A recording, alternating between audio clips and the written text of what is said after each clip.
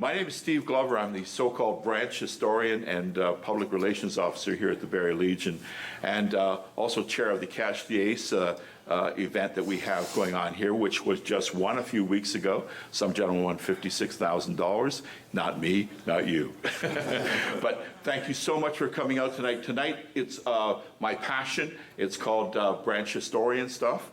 And what I came and joined the Legion back in when I was turning 60, just to honor my father, and who was a World War II vet, and to honor my great uncle, who was a World War I vet, who paid the supreme sacrifice.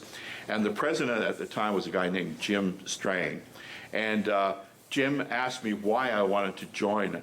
And I said, well, I want to join an organization that had like-minded people like me. I wanted to learn from them and, maybe join in with a group of people that would talk about some military history. He says, Steve, you can start the group.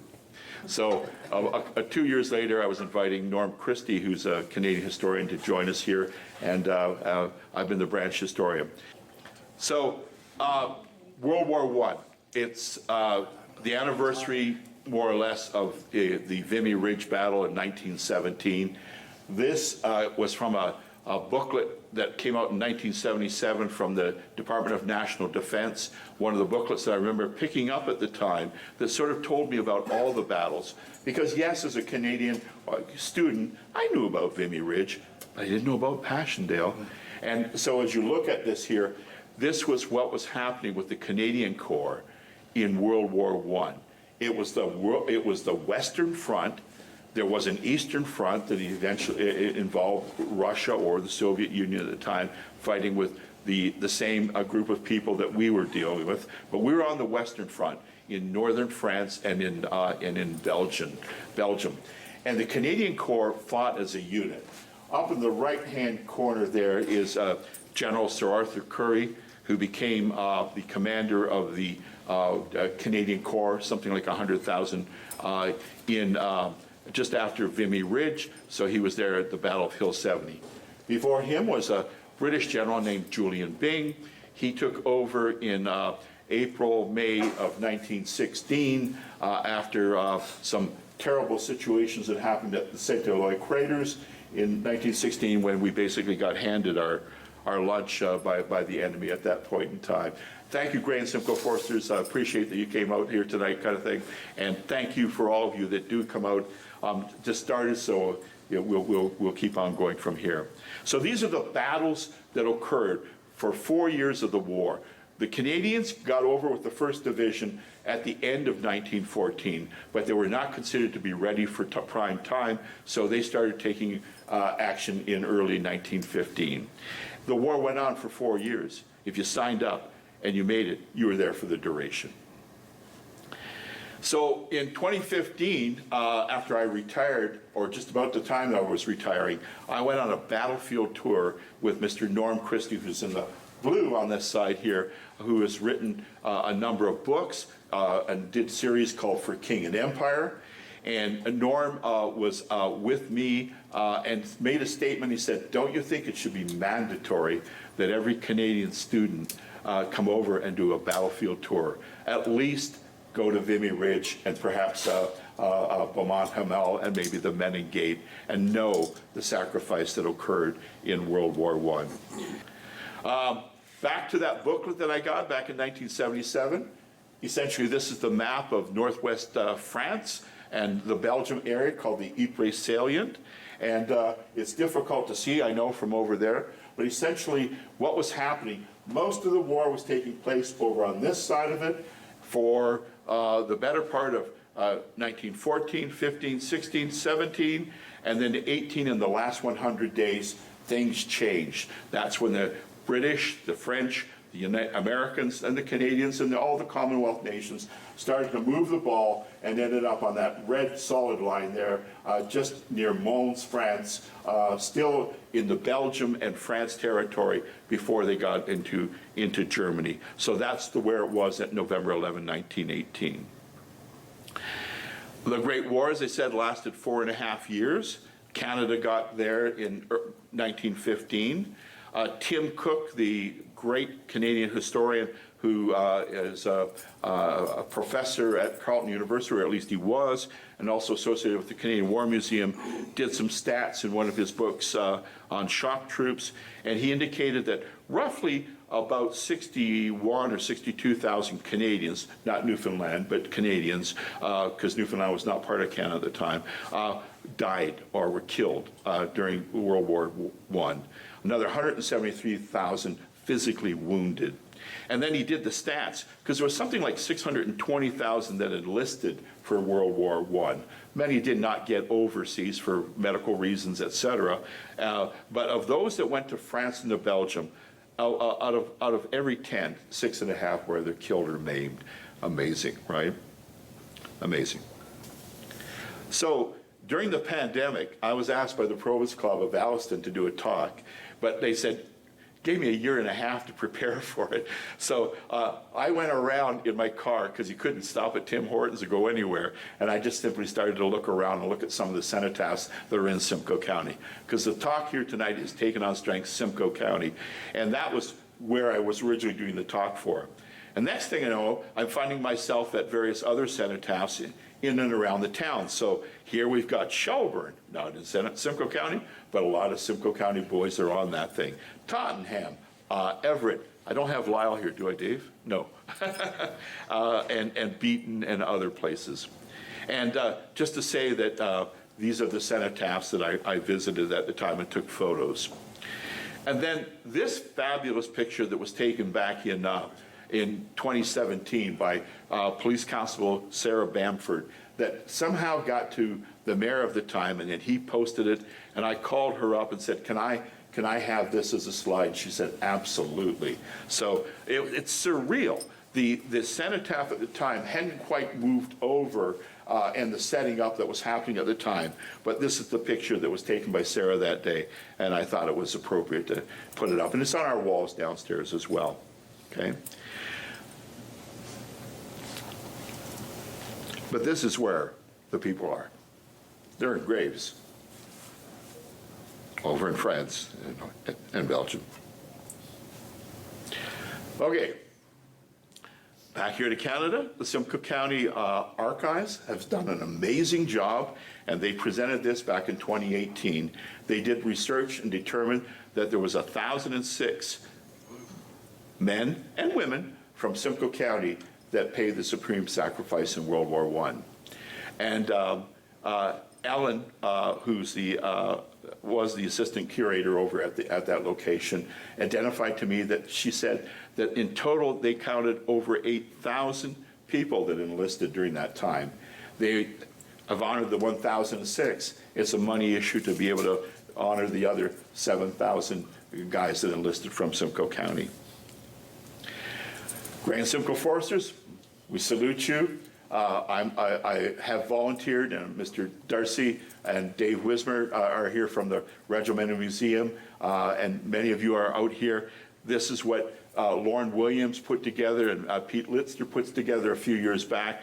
This is our glorious dead from the Grand Simcoe Foresters, both Simcoe County and Grey County, that they've put together for us. And we have a mirror of this at our Legion downstairs as they do at the Grand Simcoe Foresters, which is posted here. And to let you know, this building is the Grand Simcoe Foresters' original armories when they were known as the 35th Simcoe Foresters. It opens up in May. It's going to be open from Thursday, Friday, and Saturday, 10 a.m. till 3 o'clock in the afternoon, something like that. If you haven't been, you need to go. It's marvelous. It pays tribute to what we have done, and my hat's off and salute what they did for our nation. And here tonight we have a number of people from the Grand Simcoe Foresters who are part of the reserve, and thank you for showing up. I didn't necessarily require you to be in uniform, but thank you for doing that. Good to see you, Chief Warrant Officer Hood. Is Jamie Bull here as well? There you go, hiding behind you. Stay awake, okay? I'll promise to be interesting. Back in 2018, with the 100th anniversary of the end of the war, the city of Barrie said, let's do something, let's figure out what happened. And so I went to them and said, well, let's look at the nominal rolls of the 157th, which was the Grey and Simcoe Foresters, the 177th, and then from Grey County, the 147 and the 248th. But we're only representing here those that came from the Simcoe County area. So they found 1,500 names of people that had enlisted with either the 157th, the 177th, and then two other battalions that were sort of associated with us, the 37th Battalion and the 76th Battalion. 76th Battalion, a number of men had come up here and were wintering at the new armories here in town. And so that's why a number of men that were then with the 157th went over and over there, because they had more than enough with the 157th at the time, okay? This is a photo that we found here at the Barrie Legion. And on the back was the surnames of all of these gentlemen who are with the number 1 platoon, 3rd contingent, and they're out in front of the City Hall building over at Mulcaster and Collier. Correct, Darcy? The Barrie Farmers Market building. Okay.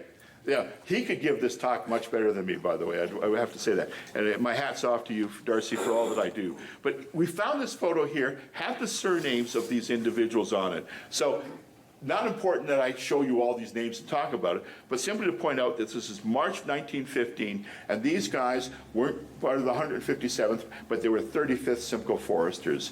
And so we have that now on our wall. We have another photo of people that I can identify of a much larger group, but we'll see over time whether or not we can find those names as well. So there they are in 1915. And many of these guys ended up in the 37th Battalion.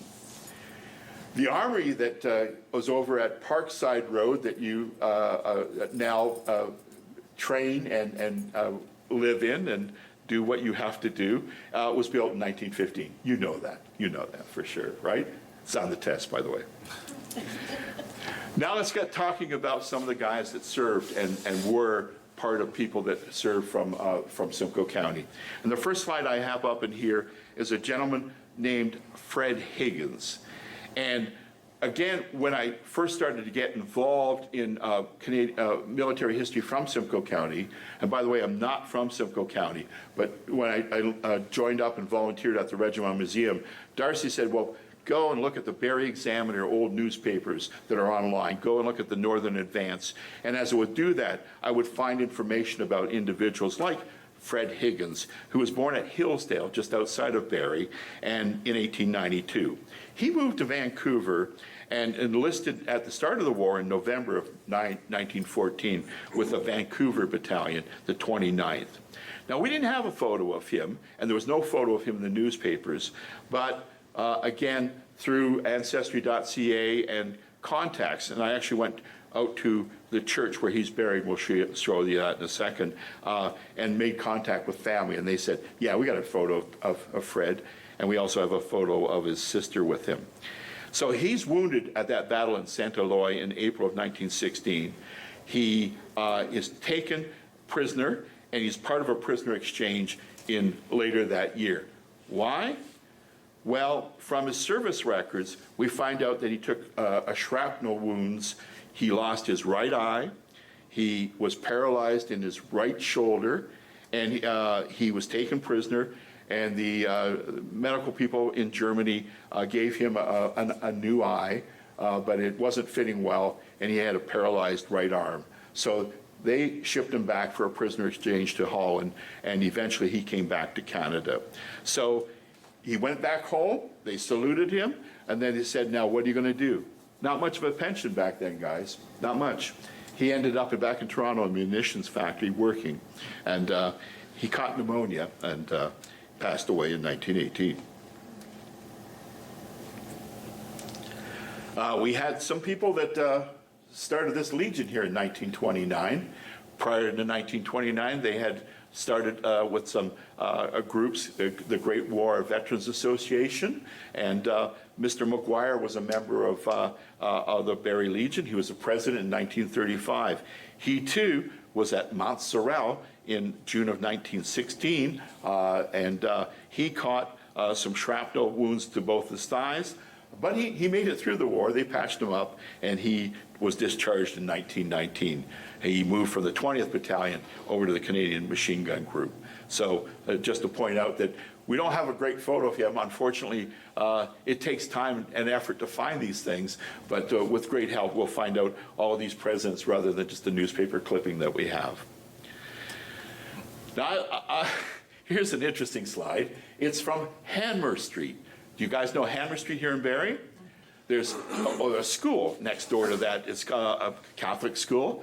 And over on the right-hand side is the dog that I've been walking for the last 4 months, my daughter's dog. And I take her through a wooded area that is close to the school, and it breaks out onto Hanmer Park. And she loves to go through there, sniff and break sticks, and we do that almost every day. During the March break, we found 3 young ladies that were standing over by the playground stuff that said, "That's a nice dog you have there." And I said, "Do you know who this park's named for?" Said, "No." I said, "Well, let me tell you." Told them about Ernest Hanmer. Ernest Hanmer, he got a military medal for his involvement at Mount Sorel in June of 1916. He was an ambulance driver. He was in a car, and he wrote a letter back to his dad in September of 1916 and said, "Let me tell you what happened." So it's just right off the presses. "Well, Dad, we were running our cars within 200 yards of the reserve trenches, and we're in view of the Germans every trip that we made. The shells were breaking over us, in front of us, and alongside of us. So you can imagine the excitement I had for 36 hours without any sleep. On one of our trips back from the line, we had 4 stretcher cases and 3 sitting on the floor. And of course, we had to have a puncture. So we got out of this bad stretch of road and changed tires. Well, we succeeded and got about 50 yards when one of Fritz's shells got us and killed Abel, the driver. I pulled the driver. When I saw him collapse, I pulled him from behind the wheel, took his place, pulled out, putting on full speed to the dressing station. The car had been torn to ribbons, but none of the patients nor myself got a scratch of any kind. Well, they'd been wounded, but they didn't get any additional scratches, okay? And I told that story to the girls. I know that story well.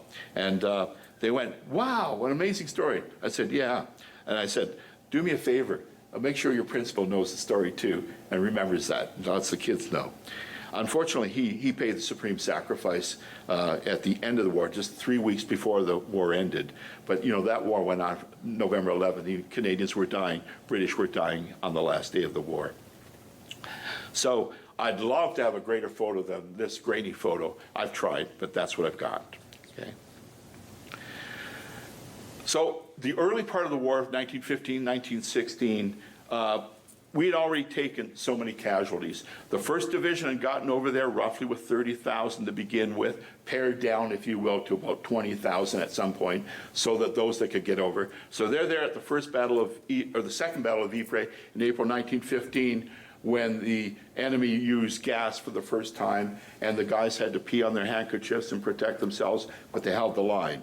But over the course of 1915, 1916, which included the Battle of the Somme, we had taken 61,000 casualties, 15,000 killed in action.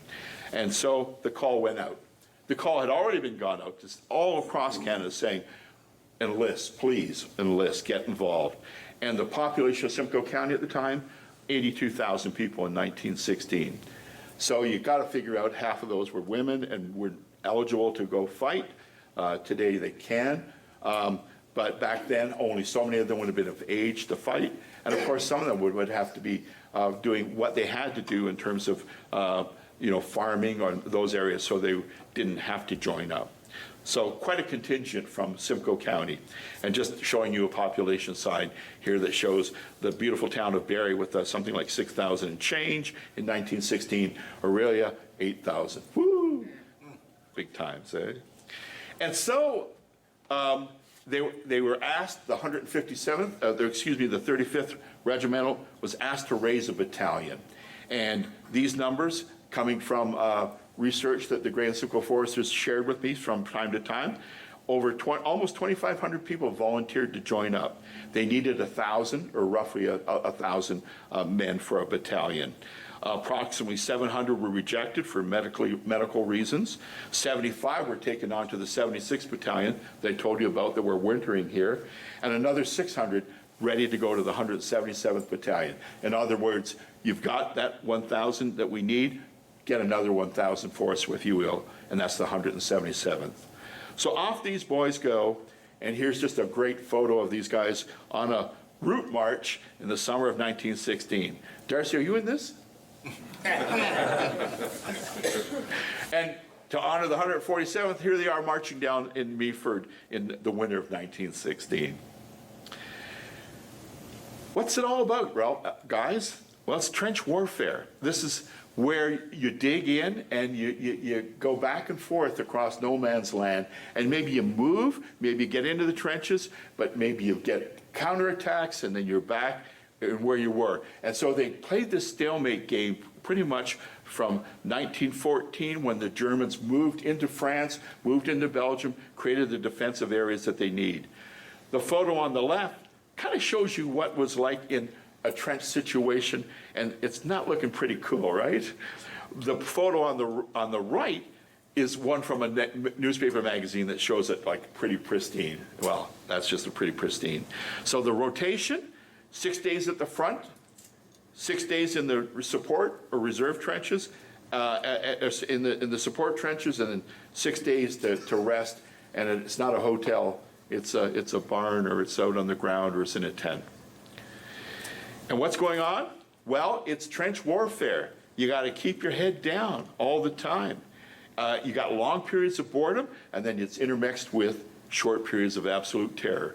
Trench raids, and every once in a while we have these battles that we talk about, okay? And no man's land is in between you and them. Now, it could be 50 meters of land, could be 300 meters of land in no man's land ahead of you. But Tim Cook at the sharp end describes it, and I like to read that here. No man's land was always out there, just beyond the literal of the front lines. As the infantry peered and guarded against the monsters that might come out of the darkness, the abyss was always beckoning, always staring back. Gives me nightmares just to think about it. And while you're in the trenches, enjoying life, trench foot, trench mouth, trench fever, tonsillitis, pleurisy, lice, and you're cold, you're wet, and miserable, and yeah, so glad to get dry socks.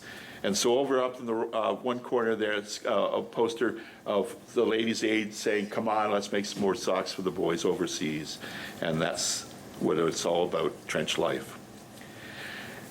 I found this interesting story by a guy named Lawrence Pridham. Lawrence was with the 4th Canadian Mounted Rifles, which a lot of the lads from the 147th ended up fighting with. And he was born in Winnipeg, but he marries a lady from Alliston in 1909, and he enlists with the Queen's Own Rifles before the war, so he's a reserve guy, enlists down in the Toronto area with the 166th Battalion, gets a cottage, he calls it a cottage, 6-room cottage up in Tottenham to live. He did something that we weren't supposed to do, and that's keep a diary through the war. And so we're very fortunate that the Queen's Own Rifles and their museum has those diaries. So I got a chance to leaf through that. And in it he says, if by chance I should come to grief, I wish the finder would send this book back, and he names his wife's name, living in Tottenham, and oblige a husband. So that's Lawrence Pridham. And in his diary, he draws a picture of a beer. I don't know if you can see that, but it says beer. And over in the right-hand corner is a little soldier, tiny, and he's looking up like that with his gun perched, and it says, how a man feels on a hot day in the trenches. Okay? Yeah. By the way, I need one. It's not that hot. Snow. So he, in his diary, talks about it here, and this is August 26th. This is just after Hill 70, where they were fighting in near Lens, France. And he goes, 9 o'clock, here I am sitting in the dugout with the rubber sheet over my shoulders, plastered with mud and chalk. It started to rain heavy, and the trenches are flooded and slimy. Coming down the stairs, we slid down on our ears as the mud is packed on the steps and is as smooth as ice. He goes, my God, but the lice would drive a saint to hell. Not enough that we should suffer the war without adding a plague of lice. He goes, well, I must have another smoke and meditate on the coming events of the night. And that leads me into this amazing poem that I discovered called Cigarettes. And some of you may know that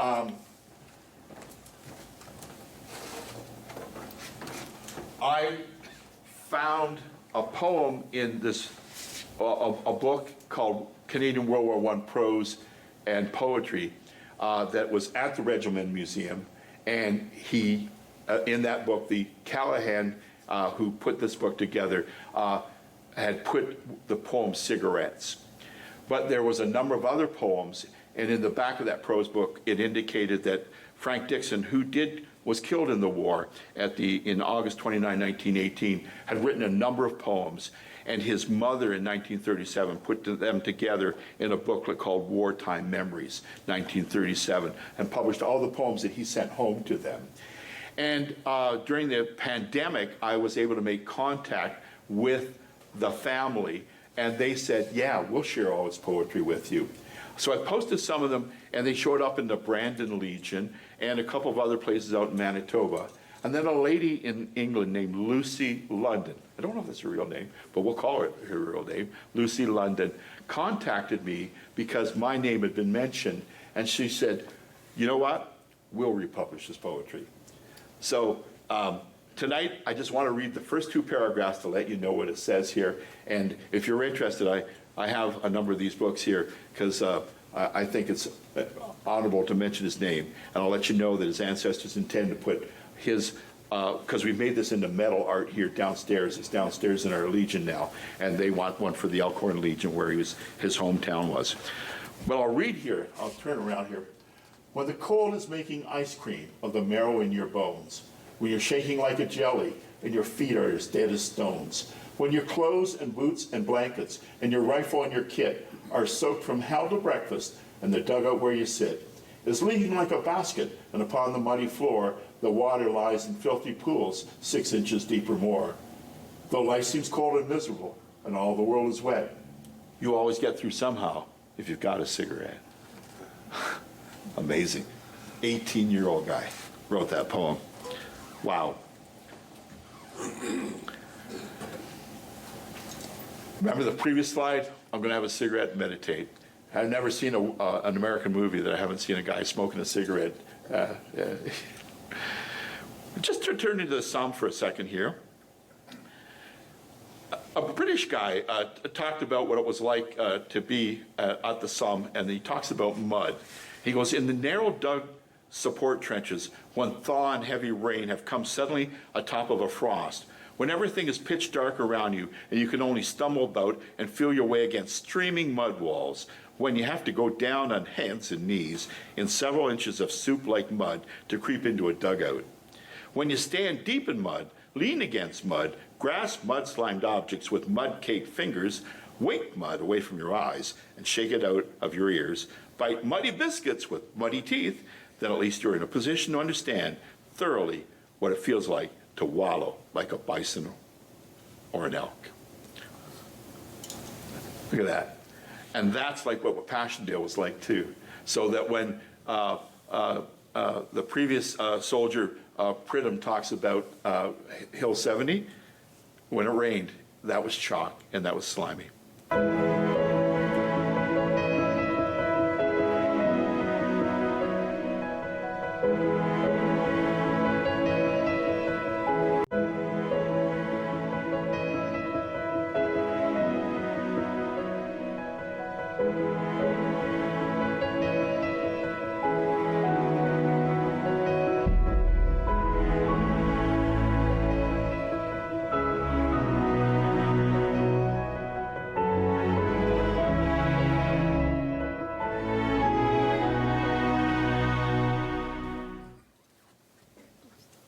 Shout out to Bill Little, who this Legion is named for.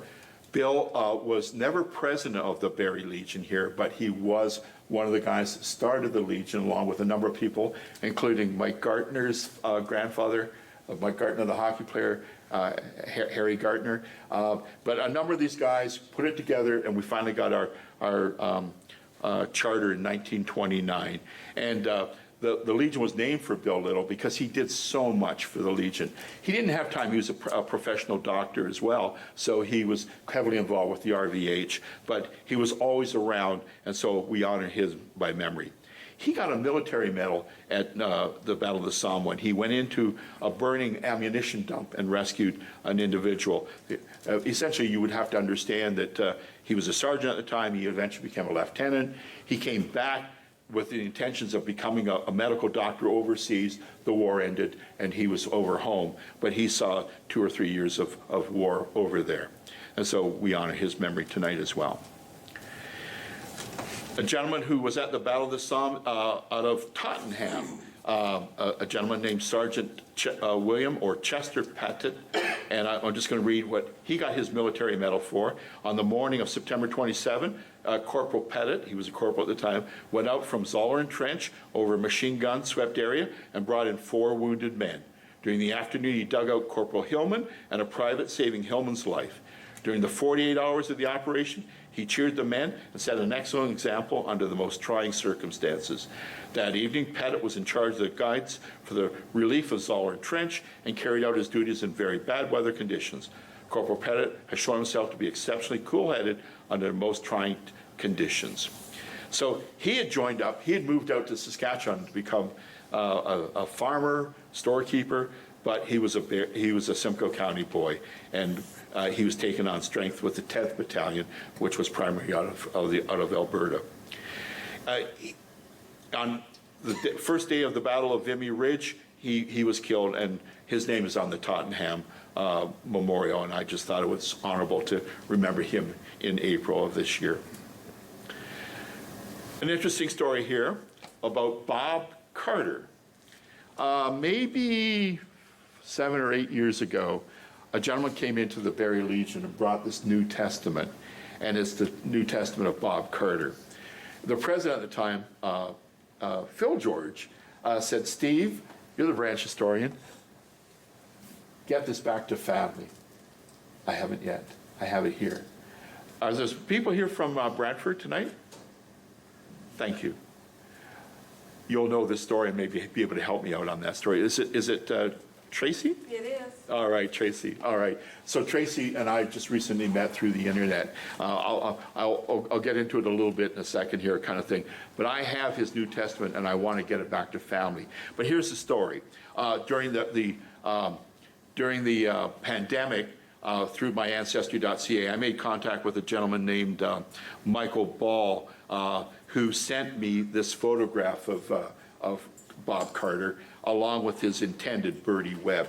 And in the front of the book here, it says Bertie's name here. So this did eventually make it back to her, but somehow got lost in the shuffle. And some gentleman in Lindsay brought it into the Legion and said, "Do something with this." And it's my intention to do something with this. Anyway, this gentleman, Mr. Carter, was killed at the Battle of the Somme in September 30th, 1916. He has no known grave, and his name is on the Vimy Memorial. And we honor him tonight as well. And I'll be talking to you about this, Tracy, okay? This is not a Barrie boy, but in Pridham's story, the guy that we talked about that talks about the slimy situation, he says, "Best of luck." He talks about that in his slide. He also talks about what it was like to be in a slimy situation. Alexander McClintock was an American. He joined up. Something like 40,000 Americans came across the border to fight with the Canadians in the First World War. And Norm Christie gave me this book, and it's about mostly what occurred in the Battle of the Somme. So in November of 1916, he gets a military medal for his gallantry and his bravery, but he gets 22 pieces of shrapnel in his left leg, and that pretty much does him out from the rest of the war. So they return him to the United States to go out there because America's now starting to get ready. They joining up in the war in 1917, and he's going out and doing tours and talking to people. But in his book, he describes what it's like and what the fear of the soldiers is. And he said the greatest fear of the ordinary man has in going into action is the fear that he will show that he's afraid. Not to his officers or to the Germans or to the folks back home, but to his mates, to the men with whom he has laughed and scoffed at danger. And I thought that was appropriate to mention this. So, author of The Best of Luck. This is like show and tell. This is a silver cross that belonged to this gentleman here, Mr. Thomas Robert Spears. It was brought to me about 4 months ago by a lady who's a family member, and she said, I want to make sure that this has a place of honor here at the Legion. So we'll make sure that it has a place of honor. Right now we have a slide, but it's not well done, but we'll make sure that we do it. I don't intend to make them all this busy, okay? But this is photos that were sent by the Spears family to me over time. He too had gone out to the West Coast. He was joined up with the Duke of Connaught's battalion. I've made sure that the Legion that was associated with him out in that area has the same slide and has this information. He too was killed on the first day of the Battle of Vimy Ridge, and we have his silver cross here. A gentleman from Beaton, from that memorial, which is down in the one corner here, a slide of Mr. Oscar Hamel, and he too went out to the West, and he joined up with a battalion out there, but he was from Beaton, and he too was killed on the first day of the Battle of Vimy Ridge, and he's buried. They found his grave. So this is family photos that were given to me through Ancestry.ca. I've made sure that these photos are on his Canadian Virtual War Memorial through Veterans Canada. Any of these photos that I have, if they were there, they're now on the virtual memorial. He also had a sister, and his sister joined up a little earlier than he did. She joined up and enlisted at Valcartier in Quebec on September 28, 1914, and that's a photo of her. She was posted in 1914, so she was over there before the 1st Division was fighting. She was over there fixing up and supporting the British and the French troops. She also served down in the Dardanelles area and made it through the war, and she's buried in Beaton, Ontario. Back in September, as part of Legion Week, I did a brief talk here about a trench raid that 400 men from the 157th Battalion either participated in or were ready to participate in. 400 of these men, when they got overseas, were reassigned to the 116th Battalion. You guys might know that the 157th, the 177th, never got to fight as a unit. When they got overseas, like all the other battalions that came later in the war, they were used to repopulate the original battalions that were over there. The 116th wasn't over there, but they had friends in high places. So the colonel of the 116th Battalion was allowed to accept a number of other people. Sam Sharp was his name. And so he got a number of, I'll call it 157th Battalion. But there was a trench raid, and it was described in a book by Leslie Frost, former premier of Ontario back in the 50s and early 60s, who was also a 35th Simcoe Forester and a Grey and Simcoe Forester, and he described that as 35 minutes of frenzied fighting. Now, that's just the amount of time that it was when they actually were over, but the prep time getting involved. And I just thought that I would bring this to your attention. There's a book at the Regimental Museum called Fighting Men. I don't have a copy of it. Darcy, do you still have a few that you could sell them? No, but I have a copy. All right. But in that book, they talk about a number of the men, and here's a gentleman from Joseph Montgomery, or Charles Montgomery. He enlisted with the 157th in 1916 at Midland. He was killed in this trench raid. He was body was taken, or excuse me, he was still alive, but he was taken prisoner, and then he was returned by the enemy after the end of the trench raid, and he's buried in Cabaret Rouge Cemetery. Another brave man from Simcoe County. A gentleman who, again, I have photographs that were received from Ancestry.ca, a photo of him as a little boy with his family, and a photo of him in uniform, who enlisted, and he was from Waverly in Simcoe County. He enlisted with the 157th, February 10, taken on strength with the 116th, as I said, one of the 400, and he was in that trench raid as well. Can't do honor to everybody that was in that trench raid kind of thing with this presentation, but one lad here from the Aurelia area named Elvin Watson, who survived this battle and went on and lived a reasonably healthy life till 1962.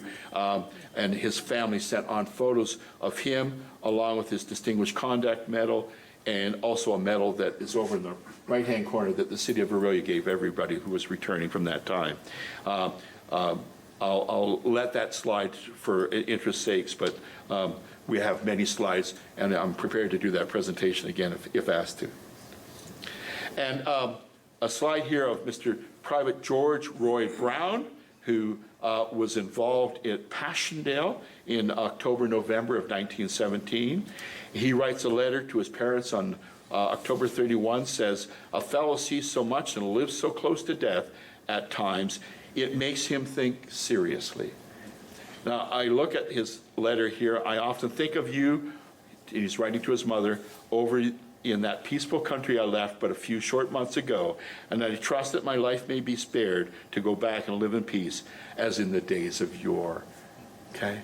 So you can understand that his education, days of yore, think seriously. People didn't say, I really get into this. They think seriously. And those words really struck me. Makes you think seriously. He died of wounds from the battle, and I'm pleased to say that I found this picture on the virtual memorial, and so didn't have to chase one down.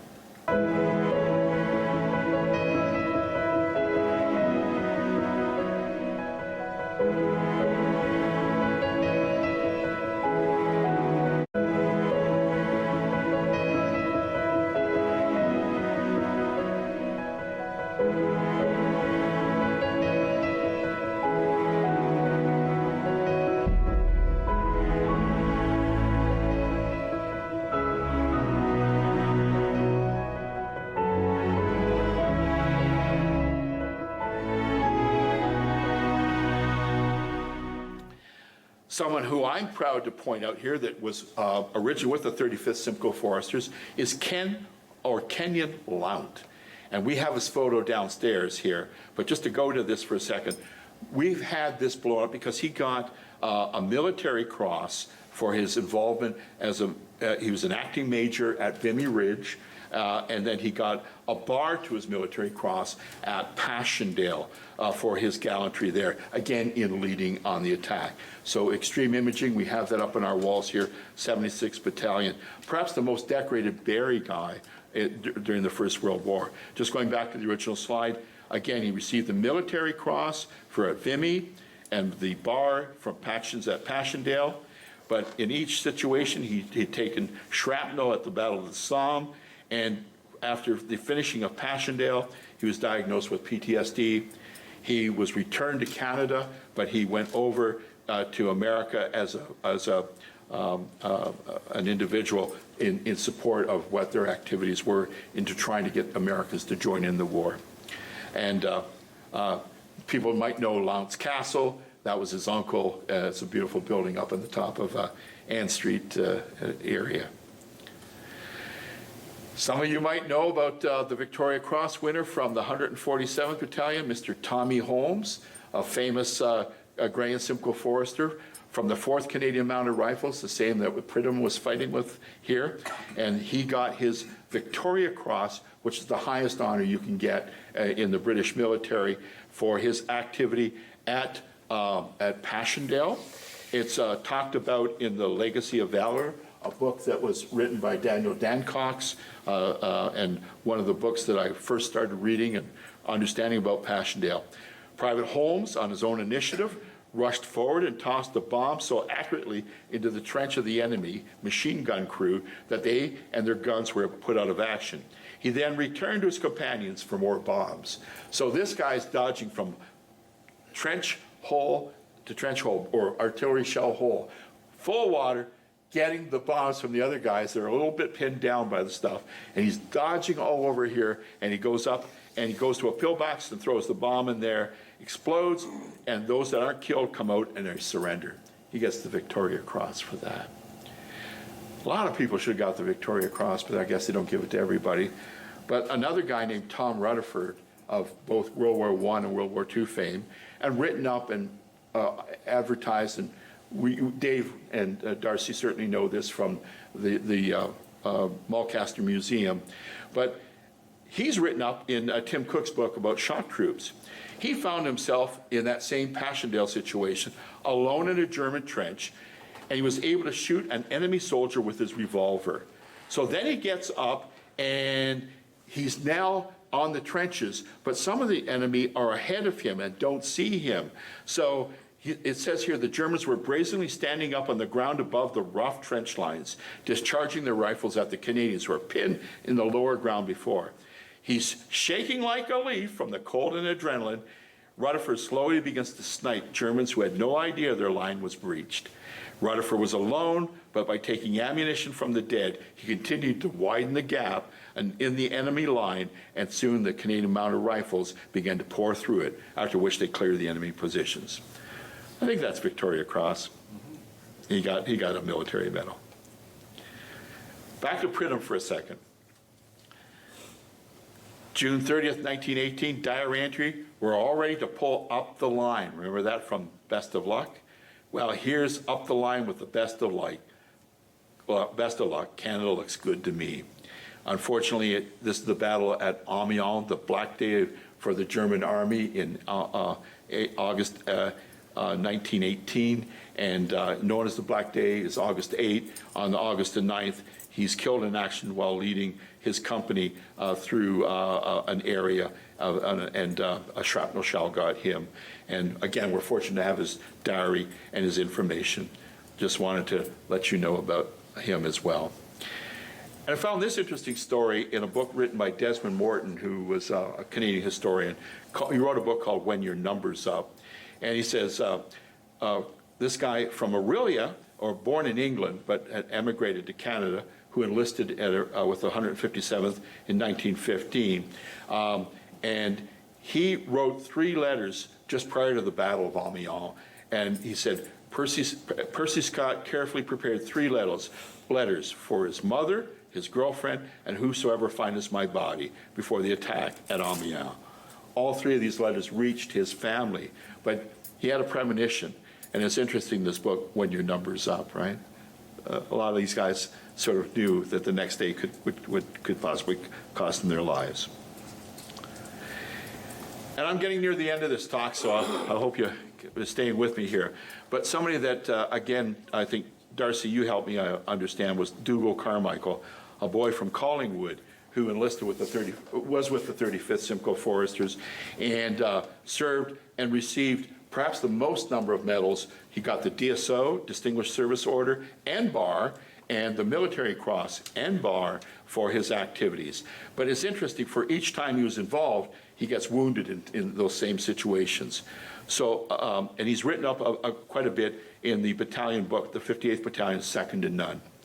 But here it says, during the Amiens attack on August 14, during an attack on a village, the battalion being temporarily held up at a sunken road, he quickly made an appreciation of the situation and maneuvered the attacking companies in such a manner as to overpower the whole of the enemy's frontline positions. At the final objective of the battalion, he took a small party forward and captured a regimental headquarters, including 50 prisoners and much valuable information. And then at the Canal du Nord, when he's now given responsibility and he's acting colonel for the 116th Battalion, so he's moved on up, He's on the 28th of September, he was in command of his battalion, the 116th, when it captured the western portion of St. Olay. Next day, he again attacked and cleared the village. Some days later, while leading his battalion, he was badly wounded in the face, but remained on duty and pressed on to Ramille, the final objective. His fine courage and determined leadership inspired all under him. Another Gray and Simcoe, 35th Simcoe Forester. I'm about 2 slides from the end here. I just want to have a word here for a second about the general, Sir Arthur Currie, born in Strathroy, Ontario, who took over after Vimy Ridge, the Canadian Corps, and moved on and was responsible for what was happening or for the Canadian Corps at Hill 70, at Passchendaele, and in the last 100 days when the Canadians, the Corps took something like 45,000 casualties in the last 100 days. And we got a chance to honor him. I joined a group called the Central Ontario branch of the Western Front Association. What a mouthful. And one of the guys that was there out of London, Ontario, was trying to raise some money and did. And he eventually got $70,000 together with support from Veterans Affairs, who had another $50,000. And we put a statue to this lad in his hometown of Strathroy back in 2014 on the anniversary of the beginning of the war. Now, if he'd been an American, he would have had a university named after him, an airport, and his praises would be sung. But in something that came out at the end of 1999, when they're saying who are the greatest 100 Canadians, he placed after Stompin' Tom Connors and a few others, kind of thing. Kind of a drag, eh? But I was there, and that's David Onley, who just passed away recently. And so David Onley was there. And I had to remind David that he and I went to school together. And he says, I don't remember you. And I said, remember the time we were at the bar and we sang Hoist Up the Sloop, John B? He goes, vaguely. The last slide I have here is a lady who came, her name was Judy Fleming, came into the Regimental Museum when I was there. I can't remember if it was 2016 or 2017. But she was researching her family, and she told me about her family member, an uncle of hers named Bert Atkins, who too was with the 116th Battalion, but also with the Canadian Forestry Corps near the end of the war. He came home from the war, but he had some issues from the war. And it's not hard to understand because of what he was involved in. He was with the 116th. He was possibly part of that trench raid. He watched a number of men from the 116th killed during that raid, and of course, throughout the war. So he came home, and she wrote me back. She gave me this photograph, and that photograph, unfortunately, is not on the Canadian Virtual War Memorial because he died in 1941, so he's not considered to be a casualty of that war. But she said, I well remember my mother telling me that Bert came home shell-shocked from overseas, what today we would call post-traumatic stress disorder. Bert was sent to a sanitarium near Kingston, and I believe, and then later he died in 1941. So by virtue of the Regimental Museum being down there, we were able to learn and gain these stories. By virtue of what the Legion stands for here, we were able to keep those stories alive. So I'm proud of you. Thanks for coming. And I'll just say here that if you know anybody, if you had family that served, their service records are at the Library and Archives Canada, 620,000 of those. They came about from 2014 through 2018. They're there. You can find them, search for them. And then we have the Canadian Virtual War Memorial with about maybe 10, maybe 15% that actually have photographs of individuals, something like 118,000 throughout the time that Canada has served, World War I, World War II, Korea, Afghanistan, etc. And that's the URL for that. And I end simply with the slide of the book of the Wartime Memories in Verse. Thank you very much.